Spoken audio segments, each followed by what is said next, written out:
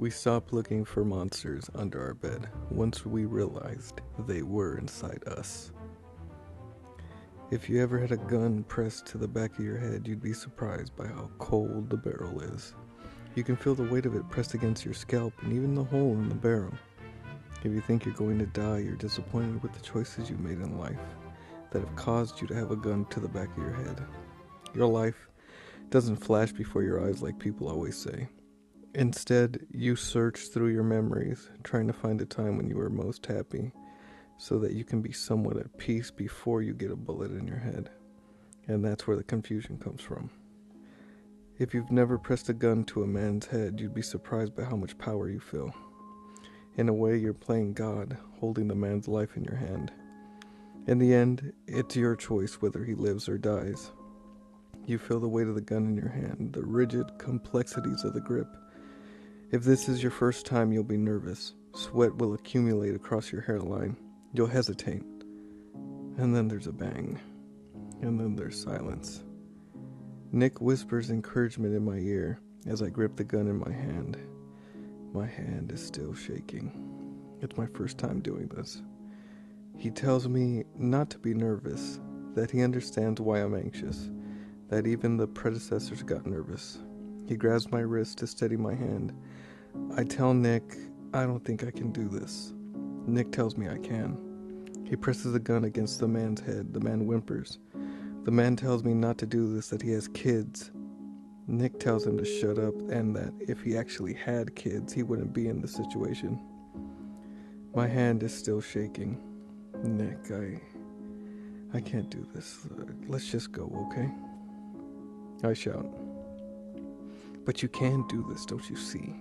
We are the cleansers of this generation. If we don't do our part, how are we any better than him? I don't know. I just don't want to do this. I can't do this. Come on, John. Why are you giving up so easily? We've come so far now. Just take the next step. Trust me. No, I'm done with this. I can't do this. I shove the gun into Nick's chest. Here, take this. I say with my voice quivering. John, you're really not going to do this, huh? Nick smiles. All right then, let's just go home, he says, wrapping his arm around my neck. We begin to walk away together. The man on the floor starts to stand up. Nick turns around and shoots the man through the shoulder. Nick, what are you doing? Nick looks back at me and smiles. Me? Why, I'm just taking out the trash. He fires another shot into the man's knee. The man screams, Nick, stop! I try to wrestle the gun from his hand, but he overpowers me and snatches it back. You know, this is how some of the predecessors handled their business. Nice and slow. Nick fires another shot. Nick laughs. Nick, please, I'm begging you, stop this. It's your own fault. You could have done this yourself, but now I'm left to clean up what you couldn't finish. Nick raises the gun once again. Stop, I'll do it. Give me the gun and I'll do it, I say, defeated. Nick smiles yet again, his white teeth glimmering in the moonlight. Nick hands me the gun. I point it at the man and I pull the trigger. Silence. Congratulations, kid, Nick says, patting me on the shoulder, still smiling. You've passed the first test. Since Nick Frost, my life has been divided into two sections, before Frost and after Frost. Things were more simple before Frost. Before Frost, I had a girlfriend, a job, friends, and even a family. Before Nick, I had a life. I was in a cafe on a Sunday afternoon when a man approached me. Mark Twain, huh? The man says, pointing to the book in my hand. Do the thing you fear most, and the death of fear is certain. The man smiles. Is there anything that man didn't say? I smile and ask him his name. He tells me his name is Nick Frost. Nick and I talk about politics, literature, and our lives. I ask him what he does for a living, and he tells me he's a painter. Nick tells me he wants to show me something. I follow him. I follow Nick to a beach that is within walking distance of the cafe where I was reading. Nick tells me he needs to show me something that he thinks I'll appreciate. I follow him to the shore, through the dunes, and eventually to some tide pools on the most northern part of the beach. What I want to show you is a place I think you'll really enjoy, but you may get a little wet. Nick motions me to come closer. We're going to have to go into the water. This place I want to show you is right around the corner. I don't know, Nick. I just met you. How do I know it's going to be worth it? I say. Life begins at the end of your comfort zone. Nick smiles at me before he jumps into the water and swims away. I'd come to learn that Nick Frost speaks quite frequently in quotes. I jump in the water and I follow him. Nick leads me to a cave hidden by jagged rocks and cliffs around it, and instantly I see what Nick wanted to show me. The floor of this cave was composed of glass rather than sand, glass smoothed over by the ocean to form green and blue rocks that paved every inch of the cave. The walls looked as if someone had taken glitter and peppered it amongst the stones. The sun shined through at just the right angle that it formed several rays of light as they reflected off the glass into the glimmering walls. Man, Nick, you weren't kidding. This place is gorgeous. See, I knew you would appreciate this. No one knows why the glass is here. It just seems to collect here in this cave for some reason. Nick said, running his fingers through his wet hair. These glass rocks are awesome. I reached, pick up a few, and begin to put them in my pocket. Nick quickly kicks my legs, sweeping them from underneath me, and mounts me, pressing his forearm into my throat. Nick, what the hell are you doing? I blurt out between breaths of choked air. Don't you see, if everyone that's ever been here took some of the glass for themselves, this place would stop being beautiful. The Great Wall of China, Machu Picchu, even Pompeii are slowly decaying, and do you know why? Nick, get off me. I struggle to get loose, but Nick applies more pressure to my neck, choking me. Listen, people are so obsessed with having beauty that they neglect to enjoy it. Now put it back. Nick releases me and helps me to my feet. Jesus Christ, man, what's your problem? I say. I'm sorry. I'm so sorry. I want this place to be preserved. Nick reaches over and dusts my shoulders off. Are you okay? He asks. Yeah, you just scared me is all. Nick grins. Fear will only hold you back, my friend. What, you're not afraid of anything I ask him? Not anymore. I call bullshit. There's no way that you're not afraid of anything. You know, I used to be really afraid of water, Nick says, motioning me to sit with him. Yeah, what happened? Nick spits into the glass at his side. Let me tell you a story. My father was not a nice man. He made enough money to support our family, you know. He put a roof over our head, put food on the table, provided my mother and I with clothes, but that's where he felt his duties ended. My earliest memories of him was him beating my mom with a tree branch. And of course he would beat me too once he felt I was old enough, which of course was only about 9 years old. Nick spits again. And you know, I didn't hate the beatings nearly as much as he tried to make us seem like the perfect family. Out in public, he was a saint, a loving husband, a caring father, a beacon of light amongst the whole community. But nobody could see him for what he actually was. I mean, the difference between him inside and outside our home was as different as night and day. Anyways, my father would hit my mother and I nearly every day. And there was never any reason for it. Sometimes I would get brave, and I'd fight back, try and struggle a little bit. And man, that would really piss him off. So you know what he would do? What? I asked. He would drown me. We used to have a bird bath in the backyard of my house because my mother loved birds, and that's where he would do it. He would take me out back, hold my head under the water for what seemed like hours until he knew I was about to lose consciousness. And then he would lift up my head for me to get some air, and then do it again. Nick picks up a piece of glass and runs it between his fingers, lifts it up to his eye to examine it, and then flicks it away. After doing this a few times, I became afraid of water. Obviously, a glass of water didn't scare me, but I couldn't handle pools or any large body of water because of my father. When I was 18, I moved out of the house, and when I was 20, I went back.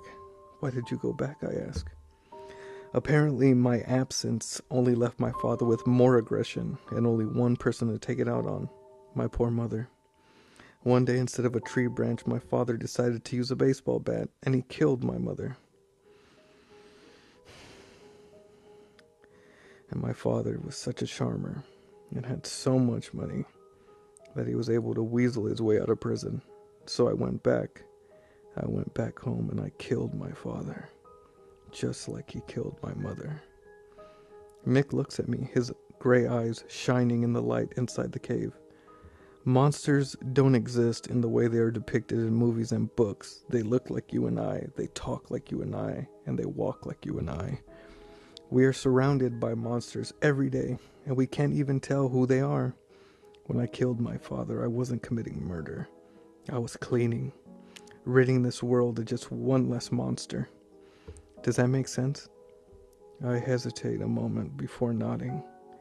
Yeah, I guess so. I mean, I can't blame you for killing him. I would have too. But killing my father didn't make everything okay. I mean, for one, I was still afraid of water. Nick laughs, breaking the tension in the cave. So what did you do about it? Nick stands up, wipes off the back of his jeans. Well, what do you think? I went for a fucking swim. Nick extends his hand to help me up to my feet. John, do you believe in the butterfly effect? What do you mean? You know, the butterfly effect, the chaos theory, in where if a butterfly flaps its wings, it could cause a hurricane somewhere thousands of miles away. Yeah, I'm not too familiar with it. Well, it's basically saying small changes could eventually make very big ones in a non-linear state. Nick, I don't know where you're going with this. What I never understood was, if the butterfly flapping its wings could cause a hurricane, then why not squash the butterfly? That way we would never have to worry about the hurricane happening. Nick, I think you're missing the point. Nick begins to make his descent into the water at the base of the cave.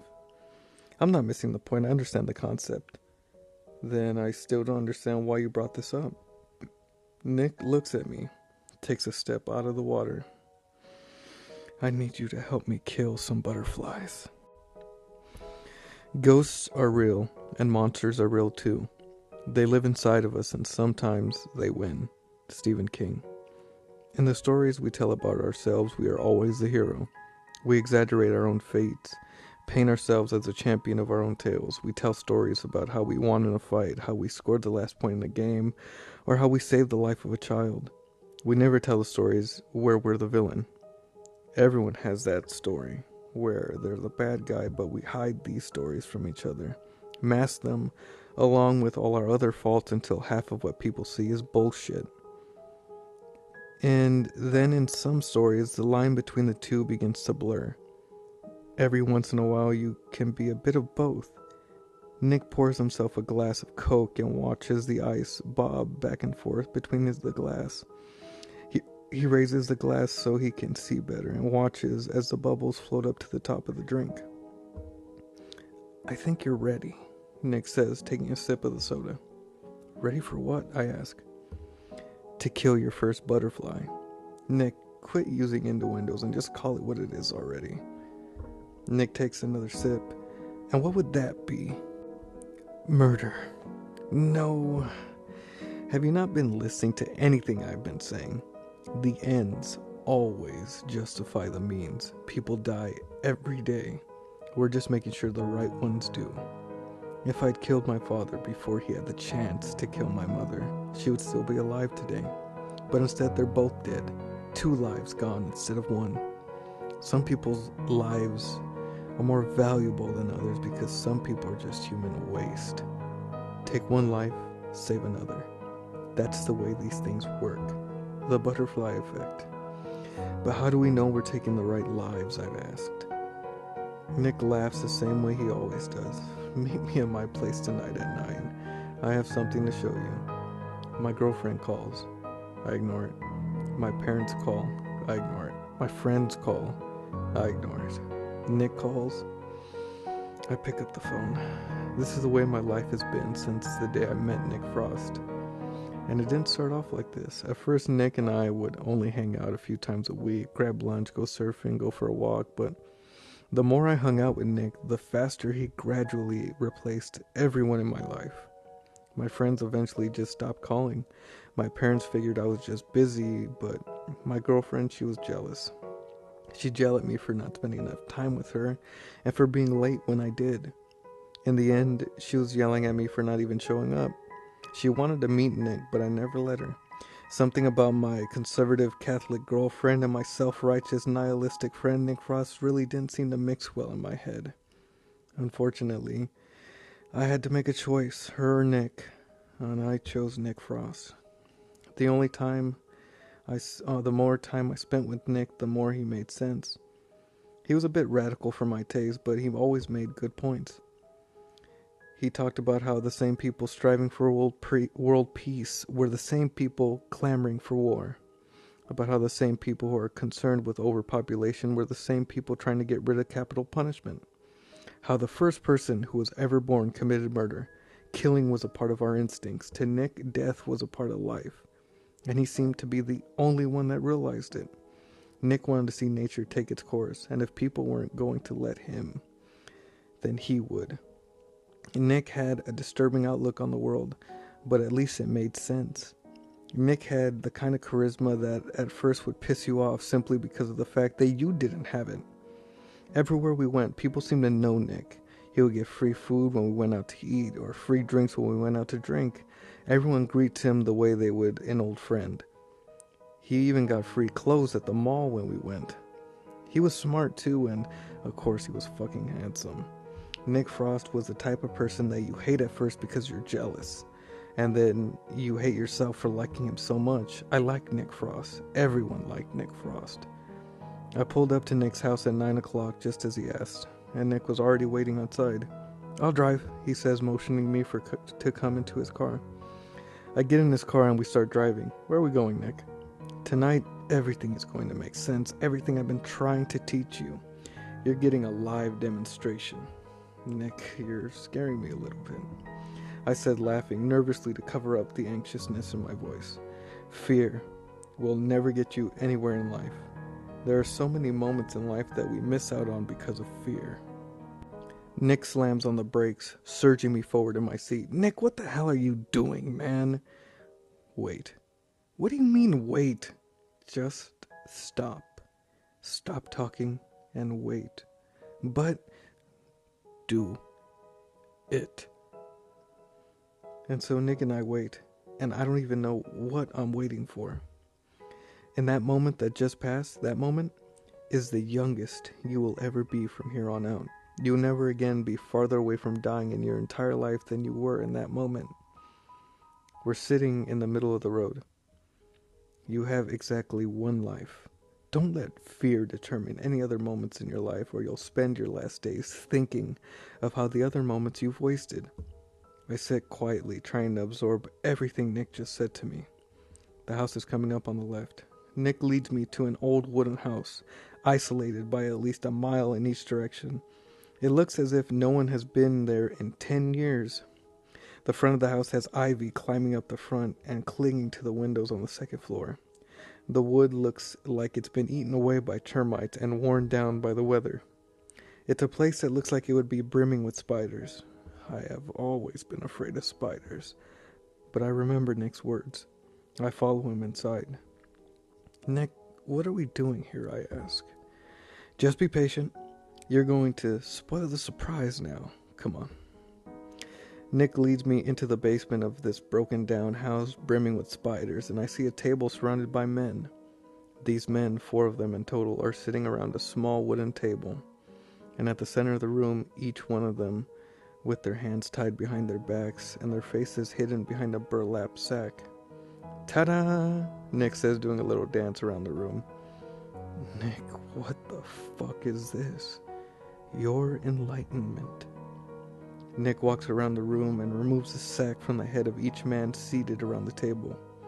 Then he makes a second circle around the table, patting every man on the head like he would do in a game of Duck, Duck, Goose, except instead of calling out animals, he's calling out their crimes: pedophilia, rape, murder, violence. Nick continues to circle around the table. Do any of you know why you're here today?"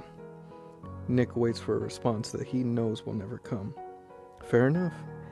You are here today because you are the parasites of society. Every selfish action you've chosen to commit has had a reaction on someone else. Nick extends his finger, pointing out each man individually. The little girl you touched can no longer have a successful relationship. She bounces around from man to man, looking for the thing that will satisfy her, make her less empty. And that will never happen because of you, Dominoes. He points to the next man. The girl you raped went into a depression. The antidepressants didn't help. So you know what she did? Do you? She took her own life. And also that you can have a moment of pleasure. Ripples in the water. Next man. You're a murderer too, but you're not like me. You're a man. You see a man leaving a bar, walking to his car. You decide that car is nice. You want that car. You deserve that car. So you try and steal it. The man protests. So what do? You stick him with a knife. And when he fights back, you keep doing it until he stops fighting. Now you have a father lying in the streets, bleeding, alone, leaving his family behind to try and make a living off of what? Scraps? But they can't. So now you have a whole family living on welfare. What did they do to deserve that? Nothing. The only thing that happened was you wanted a car. House of Cards. And you. Nick points to the last man. I know you all too well. You have a tough day at work. Maybe you've been drinking too much and you come home. You feel angry. You want to hit something, someone. So you look to your wife for relief. You hit her, beat her up, and then go to bed. You don't see how much she hates that you hit her, or how much she loves you despite the fact that you do. You don't see how hard she tries for you, how she bends over backwards for you, cooking and cleaning, trying to take care of you, only to get repaid by a good old-fashioned beating. You do this just to get some relief. Nick looks up to me and winks. Each one of you has lived your life selfishly up until now, and tonight you will die because of this. The eyes of the men in the room dart around, looking at each other frantically. There is one exception, however. I will let 3 of you go to live out the rest of your pathetic lives, if only one of you stays behind. One of you must sacrifice yourself to save the others. This is your moment of redemption. Take one life, save another. Nick's words echoing in my ears. You will have 1 hour to choose. Nick walks up to me, whispering in my ear. If one of them volunteers, I'll let them all go. You're about to bear witness to the selfishness of man in its purest, unfiltered form. Tonight, you will see what I have known all along. Nick exits the room. Some situations your brain doesn't quite know how to process. Not immediately, at least. Like when you first get your heart broken, or when someone close to you dies, or when you're in the basement of some rundown home in the middle of nowhere with a house full of spiders and hostages, and the friend you came here with tells you he's going to kill 3 of them if one of them doesn't volunteer to be killed first. These are the kind of moments that are hard to process. The clock is ticking. Each one of the men are frantically trying to convince the other why they should be released. Each man claims that they're innocent, that they have families, that they don't even know what Nick is talking about. They urge me to free them. They try and break themselves free. I'm sitting there apprehensive but curious. It's not every day you get to see this display of pure human survival instincts kicking in after all. To me, these men are like actors on a stage, reality TV in a new gritty format. Nick is the host, I'm the audience. They are the contestants, and this is the season finale. The clock is still ticking. As the time left on the clock begins to dwindle down, the men get more excited. They appeal to me again, appeal to each other to be the one to bite the bullet. No one ever even thinks about volunteering. In fact, it never even comes up in conversation. The selfishness of men in its purest form. Nick enters the room slowly and asks the question he already knows the answer to. Well, what's the verdict, guys? The men stay silent. They all stare down at the floor, then one speaks up. It's violence. Look, I don't know who you are or who you think I am, but I didn't do anything. I have no idea what you're talking about. I just want to go home. Please let me go home. I'd love to, but one of these other men need to volunteer first. It's been an hour. We're going into overtime now. Nick Frost says in that cool, collected voice. Anyone? Anyone at all? I hear the wind blowing through the cracks in the house upstairs, the high-pitched creaking of the swinging doors. What I don't hear is a voice speaking up. No one volunteers. Okay then, I'll just be leaving then. The men are shocked that they are still alive. That's it? I ask. That's it, Nick says. No blood? I ask. No blood, he says. Nick and I leave the basement and walk upstairs. Gasoline. Gasoline everywhere. Nick, if you're going to do this, I don't want to be here. Nick doesn't even look at me. God's greatest tragedy is the creation of mankind. Nick Frost whispers, promise me you won't read the newspapers. What? Just promise me. Please, give me your word. Fine, I promise I won't read the newspapers. Why did you make me promise that? You might feel guilty after I do this. Nick lights a match. A man not willing to die for something is not fit to live. Martin Luther King. Nick and I watch as the house gets swallowed in fire. We watch as the flames dance their way around the house, engulfing every part of it in a fervent heat. These are the kind of moments that Nick Frost lives for. To Nick, this kind of chaos, this death, is an art form. Nick is the composer, and I am the musician. The house is the music. And here we stand watching, relishing in the moment, soaking in the applause from an invisible audience. This is the symphony of destruction. I wish we could trade eyes, Nick whispers. I wish you could see what I see. There would be no more confusion, no more doubt. You would know that we're doing the right thing. Nick, we have to get out of here. People are going to notice an enormous fire even this far out. Nick laughs. I bet you're one of those people who leave at the 7th inning of a baseball game, aren't you? This is the main event. Do you know how much preparation went into this? Let me enjoy. You can do what you want, but I'm leaving. We killed 4 people. Here, take my jacket. It's pretty cold outside. Nick begins to unbutton his jacket. I sigh. Forget it. There's no use arguing. I walk up and stand next to Nick. How did I end up here, Nick? Where the hell did I go wrong in my life to be standing here with you right now? How did you convince me to get to this point? Nick smiles. Because up until now, you've lacked purpose. You've gone through your whole life without any sort of direction, and that scares you. You were just waiting for someone like me to come and give you that purpose you were looking for. It's easy to be a muse to someone who has never had an inspiration. Nick and I watch as the house collapses upon itself. The one thing I hated more than anything about Nick Frost is the way that he would make you feel completely inadequate about everything. If you were good looking, he was better. If you were athletic, he was more athletic. If you were smart, he was smarter. You couldn't escape it. It was just who he was.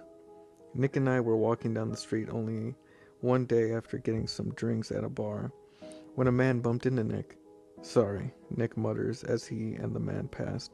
What the fuck did you say to me? The man called back. Relax, Nick replied and continued to walk. No, don't you tell me to relax, the man shouted back, approaching us. He got to Nick, turned him around and pushed him. Nick stumbled backwards a little bit, but regained his balance and approached the man. What are you trying to prove? Nick asks.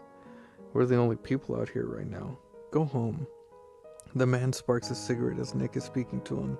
And quit smoking, that stuff is going to kill you, Nick continues. What, this? The man holds up his cigarette. The man places the cigarette in his mouth, inhales, and proceeds to blow the smoke into Nick's face.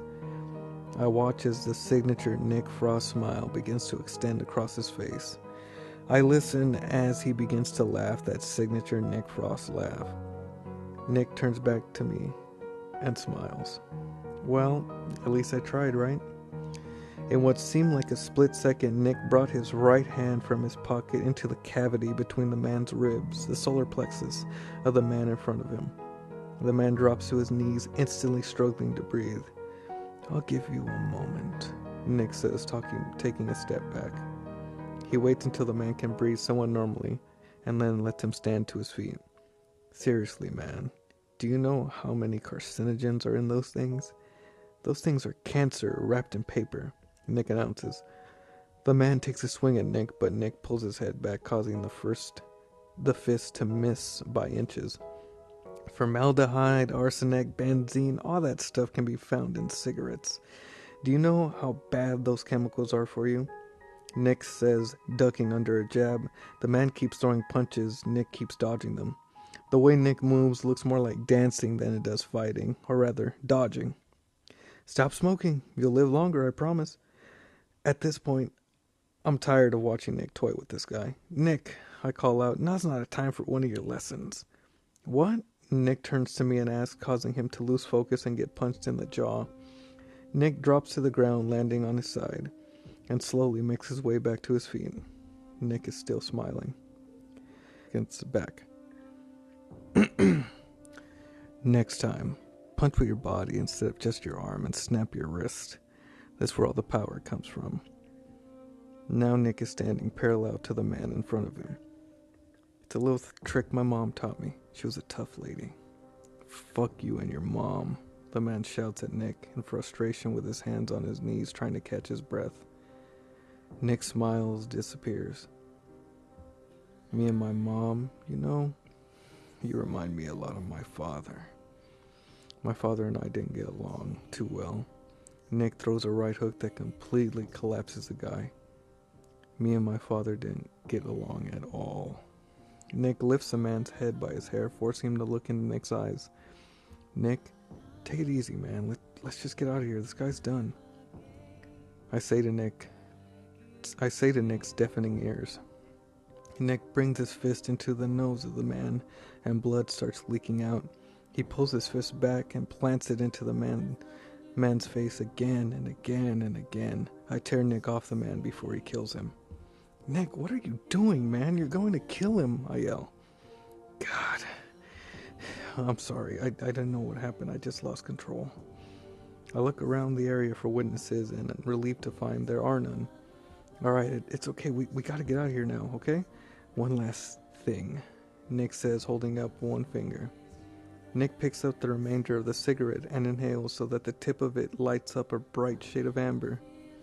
This will remind you of what you learned tonight, Nick whispers in the ear of the bleeding man on the floor, holding up the burning cigarette to his hand.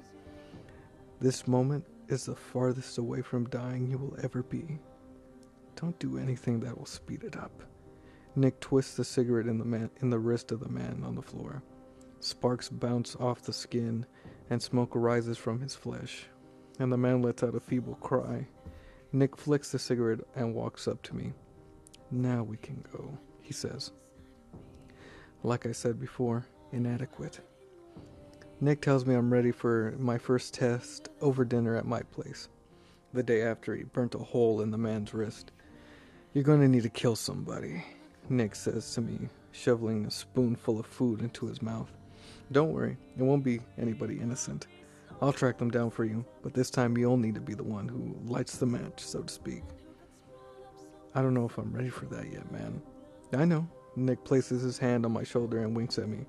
I know, it's not as hard as you think. You'll probably be surprised how naturally it comes. People are always surprised. At least I was. Take one life, save another. Remember? We're not doing anything wrong. Not really, at least. Seconds back. I think about Nick's words for a moment. His philosophies ricochet off the walls of my skull. Fine, I'll do it, Nick. We just have to be safe, right? I'm not getting caught for this. You won't be. And this is where it all began. With Nick's arm wrapped around me, telling me about how I passed the first test, up with a pistol wrapped between my fingers. and with the dead man bleeding out on the floor behind us. How does it feel? Nick asks me. I don't really know for sure. It feels like I'm not here right now, like I'm dreaming or something. It's an unreal feeling killing someone.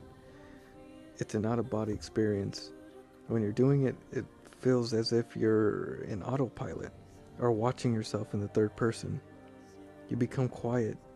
Words seem to carry less meaning for a while. You're not sure how you should feel about it, so mostly you just feel numb. And sometimes you want to kill again. Reality is never guaranteed, but I can assure you you're not dreaming. Are you hungry? I am. Let's go get some food. Hey Nick, I say in a feeble voice. Yeah?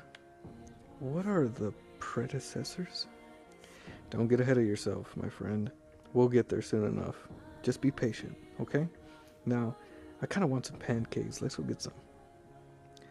We find the only place open at this time of night and go get pancakes. We leave the body where it is. Murder is one of the easiest crimes to get away with, really, Nick tells me. You just have to be smart about it. Don't return to the crime scene and don't leave any what's the word? Evidence or make sure there aren't any witnesses. And make sure to kill somebody you have no trace to you. That's the first thing police look for, a connection. Nick douses his pancakes in syrup and takes a bite. I don't order anything. There's something about killing someone that really makes you lose your appetite. If you kill a complete stranger, you don't get caught. Almost never happens. Just remember not to leave any type of DNA lying around. What's the second test? I asked Nick, taking a sip from my water. The second test? I'll get to that in a moment. You and I are doing great things. We are the invisible salvation that this world needs. Have you ever heard of the Axeman in New Orleans? How about the Zodiac Killer, Jack the Ripper? Yeah, I've heard of them, except the Axeman. Why do you ask? Okay, the Axeman of New Orleans was this serial killer back in the 1920s. He, like other serial killers, would send letters to the press as a kind of publicity stunt to gain fame. Although he was a little different and claimed that he was some kind of demon who was invincible. And Nick, why are you telling me this? I interrupt. Gosh, damn it. You're just so impatient. Just listen. Nick tries to remember where he left off. One thing that set him apart from the rest is that he told them that he would spare anyone that played jazz in their home. And after that, jazz filled the streets of New Orleans, kind of like the final plague in the book of Exodus. You read a lot, huh? I read a lot, Nick replies. Anyways, these people were killers. They're not like us. Understand that? But they had recognition. People knew who these killers were and feared them. Feared them so much that they changed their own behavior. I want that kind of recognition. I want that kind of fame. I want people to change their behavior because of us. And if fear is the only motivator, then so be it. You and I have great potential. Potential we're only beginning to tap into. After tonight, you're in. And you have no idea what we're capable of.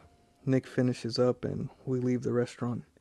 The second test is to find someone on your own and kill them. Nick announces to me as we're getting into his car. I'll be there beside you, but this time you need to track him down, you need to subdue him, and you need to kill him. Monsters are everywhere, and if you know where to look, it shouldn't be too hard to find someone. I will just be there so that I know you did it. Find someone, subdue them, kill them. Sounds easy enough. You seem to find them pretty easy. Well, like I said, I know where to look, and where I look is everywhere. Nick smiles as we drive away. The next day is my mother's birthday, so it was necessary that I make an appearance. By this point, it had already been nearly 7 weeks since I had talked to them. So they were full of questions. Where have you been? How's work? How's your girlfriend? For most of the questions, I reply with generic answers. I've been busy with work. Work is good. Claire's fine. We broke up. Then they informed me that they invited her to the party and that my ex-girlfriend Claire was coming because they didn't even know we had broken up. Fuck. Did you hear about that fire that killed 4 people? That question intrigued me. What do you mean, the fire that killed 4 people, I ask. You didn't hear? My mother replies, scrambling to find the newspaper article that explained it. There was this big fire the other day that killed a few people. I'm surprised you didn't hear about it. The house that Nick and I burned made its way into the paper. I think of how Nick must be so thrilled that we're one step closer to fame. He talked about. I remember his words. Don't read the newspapers. Do they know who did it? I asked my mother. I don't think so. There haven't been any suspects yet. I breathed a sigh of relief. Nick was right. If you kill a stranger, you don't get caught. The first thing anyone looks for is a connection. It's such a shame, really, my mother continues. Thomas Brown really was such a nice guy. It's been hard on his family. Thomas Brown? Family? What do you mean? Who's Thomas Brown? I asked nervously. Oh, Thomas? You wouldn't know. You haven't been to church in years. I hadn't. He went to the same church as your father and I. Really nice man. Really nice family, you know? My mother continued talking, but I stopped listening. Nick said these men had no families. Nick said these men were innocent. Were not innocent. Take one life, save another. Can I see the newspaper, please? Of course. My mother answered, handing me the newspaper. My mother continued to talk, but I continued not to listen. I fumble at the corners of the pages. Nervously, sweat is beginning to form in different areas of my body. It's funny how now I'm more nervous than I was with my gun pressed to the back of another man's head. I turn the pages to the obituaries. My heart, or rather every organ in my body, drops. I know now that if I were to try and speak, I would not be able to. Now the sweat is flooding down my body and face. Beloved father, dearest husband, loving friend. I recognize the face of each man at the house. I remember their pleas for help. Beside each one of their faces, these words are printed.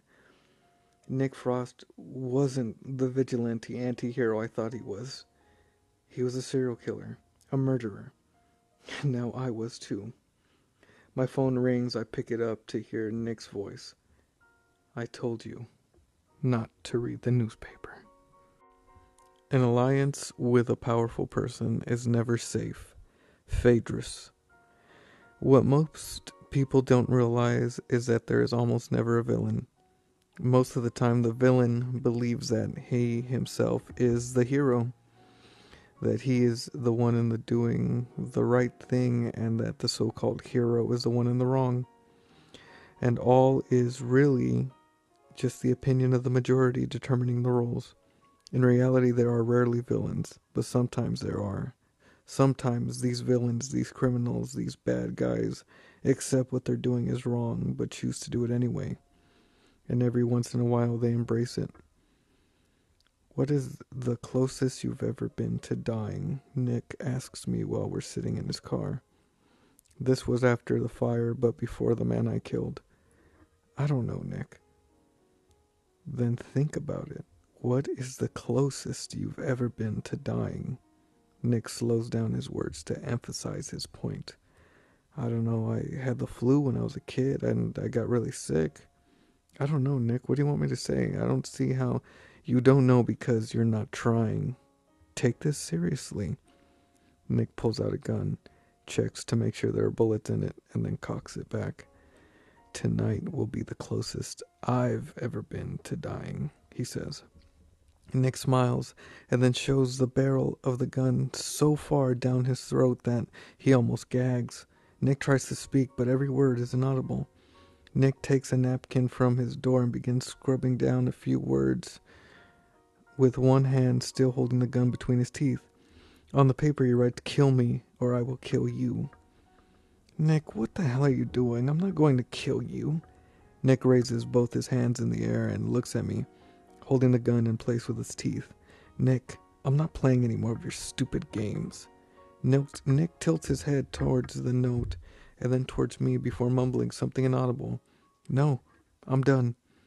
I reach for the middle of the door to let myself out, but Nick grabs my arm and forces me back in my seat. The gun is still held in his mouth. Nick grasps my hand and moves it up to the grip of the gun. He nods at me and then closes his eyes. This is a guy who has burned down a house with 4 men tied up inside of it. A guy who beat his own father to death. A guy who enjoys killing people. And now I'm holding a gun pointed to the back of his throat. Nick was smart, but he's not what you would call stable. I didn't doubt what he wrote on that piece of paper. Damn it, Nick, can't you just tell me the lesson for once instead of having to put up with some more of your bullshit? I don't want to do this. I'm not going to kill you. I will not kill you, Nick. I pull the gun out of his throat and toss it onto his lap. Kill me, Nick, I tell him. Nick shrugs. Okay. Nick grabs my collar and presses the gun against my temple. I feel the cold touch of the barrel. Nick's saliva is a river down the side of my face. The gun feels heavier pressed against your head than when it does when you're holding it. Are you scared? Nick asks me. Scared? Yes. Surprised? No. I don't respond. This is the closest you have ever been to dying, understand? In this moment, it's your life in my hands. If I pull the trigger right now, you will die.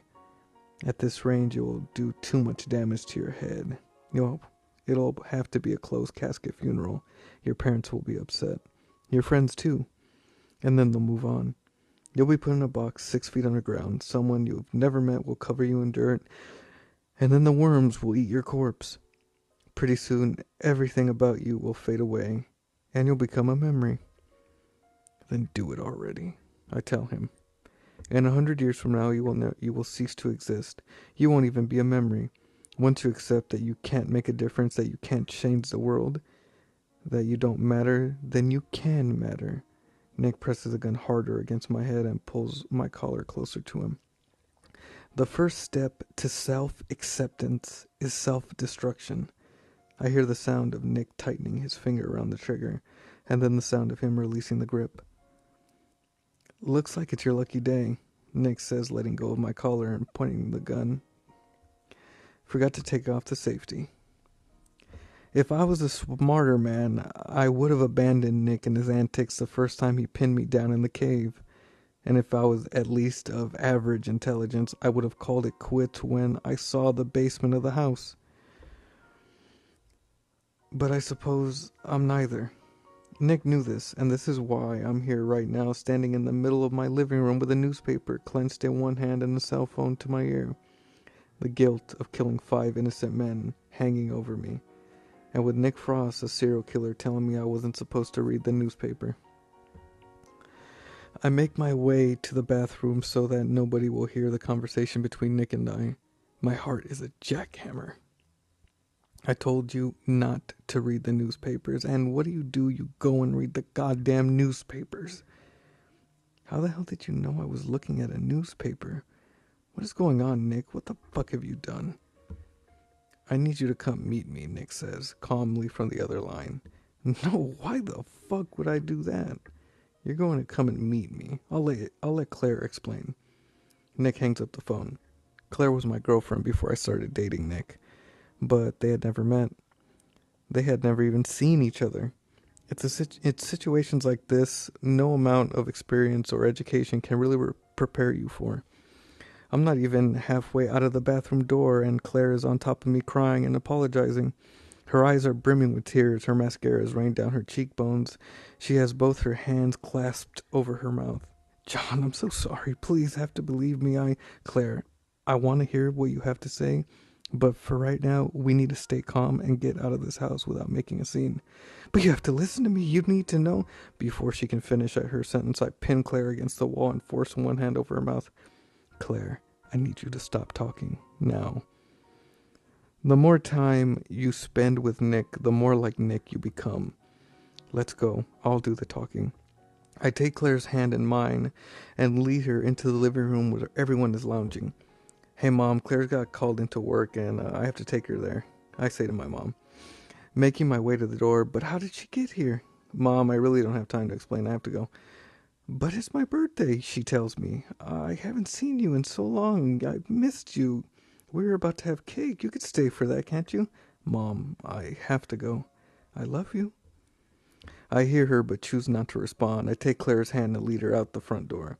Inside, Claire did a good job masking her tears, but as soon as the door to my car closes, she falls apart. I'm so sorry, John. I'm so sorry. Claire, what the fuck did you do? Claire tries to calm herself down and explain. Nick, your friend Nick, she says. He came to my house, my own house, and tells me that I need to keep an eye on you. I need to make sure that you don't hear about some fire. He tells me to make sure that there isn't any newspapers on or that the news isn't on the TV. Claire wriggles around frantically in her seat and begins jabbing my arm with her fist. Where do you think you're going? She screams. We need to meet Nick. No, we're going as far away as possible from that psycho. Do you have any idea what he's done, what we've done?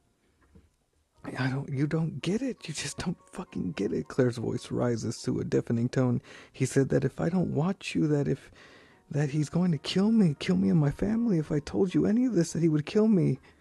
You don't know him, John. Claire, if anyone knows Nick, I do. We can't risk it. You don't know him. You don't. He'll find you. He'll find us. He knows, John. He knows everything. If we don't go to him now, he'll come looking for us, and if he can't find us immediately, he'll look for a way to bring us out. Don't make him do that, please. Claire grabs my sleeve and presses her moist face against it. I can feel her tears leaking through the fabric of my sleeve. I drive around aimlessly for a few more minutes, and Claire pleading with me in the passenger seat. With my sleeve soaked in Claire's salty tears, with the memories of Nick being recounted in my brain before I realize that Claire is absolutely right. I ask Claire where he wants us to meet him, and she leads me to an abandoned automobile repair shop in a less populated part of town. By now, Claire is more calm, and now it's her leading me. She guides me to the back of the shop where the door is broken in and pauses. Hey, she whispers, yeah? I love you. Still. Claire takes a step closer to me, pulls my head down to her level, and kisses me. Then she places her hand on the door, and we enter the room. The state of mind you're in after you find out that your best friend is a sociopathic lunatic who tricked you into killing people is similar to the state of mind after you've murdered someone. Everything is just numb. Like you're in a dream, but at the same time, you know you're awake. Like you've been pumped with almost enough anesthesia. Inside the room is a bunch of old equipment that used to be used for repairing cars. Rusty tire irons litter the floor. Rogue screwdrivers and engine parts can be found in every corner of the room. Chains hang from the decoration from the ceiling, and on the table, pressed against the wall, is a radio blasting that song Gimme Shelter by the Rolling Stones. And in the center of the room is Nick Frost dancing by himself to the music. Dancing. Hey guys, Nick Frost says to us like we're guests that just arrived to a party he was throwing. Come on in. Nick says, dancing still. John, you look upset. Something wrong? I trusted you, Nick. I believed in everything you said. Everything you ever told me, I took to heart. I believed in you, Nick. But I now know what you really are. You're no better than your father. Nick stopped dancing. Those were some harsh words there. I'll let it slide. Listen to me, I helped you. I'm still the same Nick. I just knew you weren't ready. You're still not ready. You can't possibly understand yet. Understand what, Nick? Another one of your lessons? I'm so sick of all this horse shit. Of always having to put up with you. You have no idea what the fuck you're talking about, I scream at Nick. But he stands there without blinking, talking, taking in everything I have to say. Here's the thing. We kill people, or rather killed people to save others, right? That was the rule. That rule has not changed. It won't change. No, Nick. We killed guilty people. People who deserve to die. Those people in that house were innocent. No one is innocent, John. Not you, not me, not even that pretty little girlfriend over there of yours. You can't kill evil. We can try to kill it. We can try to cover it up, convert it. We can even try to control it. But we never will. In the last 100 years, we have had 2 wars greater than any war ever fought in the history of this planet.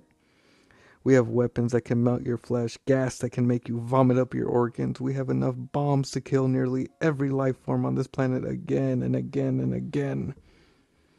Claire hasn't budged since we walked through the door. Her head hangs parallel to her shoulders, eyes open but refusing to look at Nick. Claire is more scared than anyone I have ever seen, and I don't blame her. The world is a scary place, and it's only getting worse, and I seem to be the only person who realizes it, and it is willing to do anything about it. We are left with only two choices: control the population or eliminate it and start over. I just wanted you to help me sort things out, Nick says. Nick takes out a folded piece of paper from his back pocket and hands it to me. I'm sorry things had to come to this. I really did like you, he says. If you're planning on killing me, just get over it, I say. Kill you? No, that's not part of the plan. Open the piece of paper. I open the paper and see 3 addresses written sloppily in ink. One of the addresses is my parents' house. What are these? What the fuck are these? I ask Nick. Nick Frost smiles that smile I have grown to hate. The clock is ticking, my friend. I have an interview an hour from now, and I need something extravagant to happen before that. I have men going to each of these addresses, and they're going to kill every last person there. One is your dearest parents' house. One is a grocery store. And the other? Nick pauses a moment to smile. That last one is a school. My men know who you are, and they know you're coming. They know not to kill you. Choose wisely now. You can only save one of them. The clock is ticking. Tick, tick, tick, tick, tick. I stand in front of Nick with my mouth open, incapable of speaking. You don't really think I was alone, did you? No. You were just a pawn, John. I liked you, but you were a pawn. But hey, look, on the bright side, you still got this one. Nick points his thumb over to Claire, who is still standing in perpetual silence. You can tell a lot from looking into someone's eyes, and as I looked into Nick, I could see there was nothing behind them. I knew there was no emotion, no regret, no life within any part of Nick. I saw that I had been lied to our entire time together. I saw a soul that wasn't there, and in that moment I realized I was looking into the eyes of a psychopathic serial killer. Oh, and this is so you know I'm not bluffing, he says. Nick pulls out a gun from the back of his pants and without breaking eye contact with me raises it to Claire and pulls the trigger. God's greatest tragedy is the creation of mankind. Nick Frost. I have Claire all over me. The girl I used to love is now nothing more than a corpse on the floor. And I can't help but think of how badly I want to wash her blood off my clothes. Nick's thoughts in my head. The paper is still in my hand. Grocery store, school, parents. Hello, what are you waiting for? You have all the addresses, now make a choice. Which one is it going to be? Nick says. The last words I spoke to my mom come rushing back. Hundreds of random faces that I've seen at the supermarket stream into my consciousness. I remember the friendly faces of every little boy and girl I've ever met. Jesus, man, talk about a procrastinator. If you don't make it in time, I'm not going to lose any sleep over it. I stop thinking. I take my keys and go. Inside my car, I hold the paper in front of me, trying to recall the location of each address. I rule out grocery store, school, parents. I open the door and vomit. The key turns inside the ignition, the tires spin. I think of the last words I spoke to my mom. I imagine them sitting around the table eating cake. I see my parents talking about me the way all parents do. I see them cracking open the photo albums and pointing to pictures of me as a baby. I put my car in park and walk into the school. It's my old school. I burst into the principal office. He has a guest sitting at the desk with him. The principal and the guests are both horrified at how much blood I have on my clothes. I tell them about Nick, about the plans, and about my parents.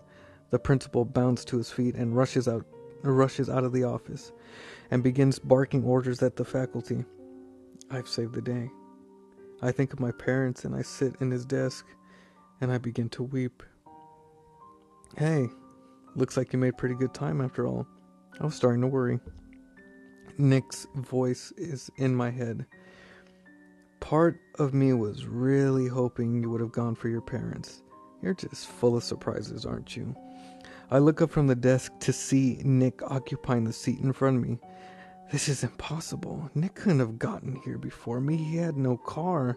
I left too fast, too much time before him. Nick raises from his seat. His clothes are different. His hair, even his face, seemed to be shaped in a different way than before. We're going to have to be quick about this. The predecessors are not very patient. Nick slips behind me. I turn and lunge forward. My fingers strain to wrap around his throat. He moves quicker than me and pushes my arms out of the way. I feel a heel in the back of my hamstring. I fall to my knees. My face is itching. Darkness envelops me as Nick tightens the rope of the bag around my neck. Oxygen. I'm suffocating. You were so close, John. I claw at my throat. My lungs beg for air. Almost. Damp. I open my eyes and see nothing. Beneath my palms, I feel smooth, dense stones packed tightly on top of one another. My clothes feel soaked, and I'm shivering from the cold. I remember Nick. I push myself to my hands and knees, still blind to my surroundings, only to be planted forcefully back into the stones. I'm not angry with you, John. Really. I'm just disappointed in what a waste of time you turned out to be. Nick said, pulling the bag from over my head. Glass. Glass smoothed down by the ocean glazed the floor. Mist from the clashing waves rushed through the opening of the cave. I've been here before. This is the place where I first met Nick. If there's one thing I'm not, John is a liar. I took these for you, in case you were curious if I would follow through. Nick pulls out a pack of Polaroid pictures from the back of his pocket, and offers them to me. Might be a little wet, Nick shrugs. The photos are of a grocery store. On the slip of a piece of paper Nick handed to me. Shattered glass and blood. Men, women, and children of all ages lay lifeless and cold on the floor. Bullets are lodged into the registers and the walls. Entire aisles are engulfed in flames. The next photos are of the home I grew up in. My parents' house. The door is broken down and full of holes. Decorations from the party are splattered with blood. The familiar faces of all the people I love are captured on film before me, all of them gone. I don't see my parents. The gun in his hand forces me to suppress the desire to kill him with my hands. I begin to weep again. Why are you doing this to me? I've done nothing but listen to you. When will it be enough, I ask. Nick smiles. Funny you should ask, actually. It's not up to me. But I have a feeling this is the end. Nick walks to the corner of the cave and points to two heaps on the ground. This is the main event. But it's up to you to determine the outcome. With a gun in one hand, he uses the other to pull the bags off of the heaps in front of him. Under the masks held swelled and swollen faces of each of my parents. Upon seeing me, they begin to cry, and I don't know if they're tears of sadness, fear, or even joy to see me alive. I stand up and try to move forward to them. Nick tells me to sit down and points the gun at my parents to get me to listen. I sit down. Here's what's going to happen. What I have here is one gun and one bullet. Nick raises the weapon to give us a visual. What I'm going to need from you is a volunteer. If one of you decide to bite the bullet, the other two of you walk out of here unharmed. That'll be the end of it. However, if you guys can't decide on a representative, or if no one volunteers, then I'm going to take this pistol and use it to put a bullet in every single one of you. Nick smiles. I'll give you a few minutes to Nick, take me, kill me, right now, do it. I pull the barrel of the gun underneath my chin. Take me! Nick stares at me, unamused. Really? It was that easy for you? Come on, John, I expected at least a little self-preservation from you, Nick says. My mother stirs and begs me to stop. She tells Nick to take her My father stands up next and pleads with Nick to take him instead. Even with a gun tucked under my chin, I can't help but feel a little bit touched by their humanity. Together, my parents crawl over to Nick. They wrap their arms around his legs. They beg for my life on their hands and knees. And still, Nick stands like a statue, not even glancing down at them. It's your call. We have 3 good Samaritans all ready to volunteer.